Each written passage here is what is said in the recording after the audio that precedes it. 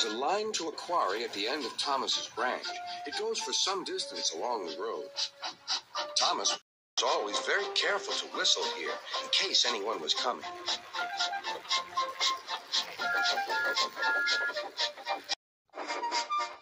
Early one morning, a large policeman was sitting close to the line. Thomas liked the policeman. He had been a great friend of the officer who had just retired. He whistled, "Good morning." Thomas expected that the new officer would be friendly too, but he was sorry to see that he didn't look friendly at all. He was red in the face and very cross. "Disgraceful," he spluttered. "I didn't sleep a wink last night. It was so quiet, and now engines come whistling suddenly behind me." "I'm sorry, sir," said Thomas. "I only said good morning." The policeman pointed to Thomas. "Where's your cowcatcher?" he asked. "But I don't catch cows, sir." "Don't be funny," snapped the policeman. He looked at Thomas's wheels. No side plates either. And he wrote in his notebook, "Engines going on public roads must have their wheels covered and a cowcatcher in front to protect people and animals from being dragged under the wheels if they stray onto the line. You haven't, so you are dangerous." "Rubbish," said Thomas's driver. "We've been along here hundreds of times and never had an accident." "That makes it worse," the policeman answered.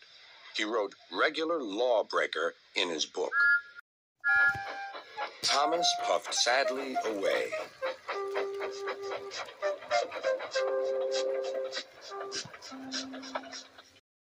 Sir Topham Hatt was having breakfast. He was eating toast and marmalade. The butler came in. "Excuse me, sir. You're wanted on the telephone."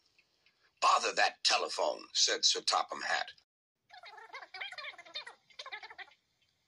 "I'm sorry, my dear," he said to his wife. "Thomas is in trouble with the police, and I must go at once." At the station, Thomas's driver told Sir Topham Hatt what had happened. "Dangerous to the public, indeed. We'll see about that." Sir Topham Hatt spoke to the policeman. But however much he argued with him, it was no good. "The law is the law," he said, "and we can't change it." Sir Topham Hatt felt exhausted. "I'm sorry, driver," he said. "It's no use arguing with policemen. We will have to make those cowcatcher things for Thomas, I suppose." "Everyone will laugh, sir," said Thomas. "They'll say I look like a tram." Sir Topham Hatt stared. Then he laughed. "Well done, Thomas. Why didn't I think of it before? We need a tram engine. When I was on my holiday, I met a nice little engine called Toby. He takes freight cars from the farms, but the trucks are taking over most of his work, and he needs a change. He has cowcatchers and side plates. I'll write to his superintendent at once."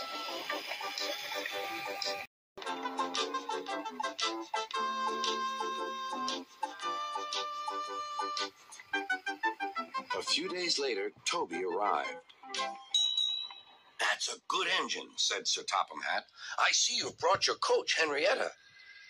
"You don't mind, do you, sir?" asked Toby. "The station master wanted to use her as a hen house, and that would never do." "No, indeed," said Sir Topham Hatt. "We couldn't allow that."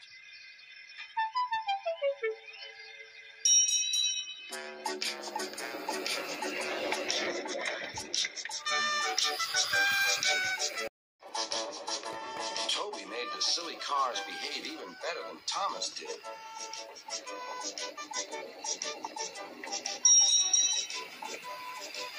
"Hey, you!"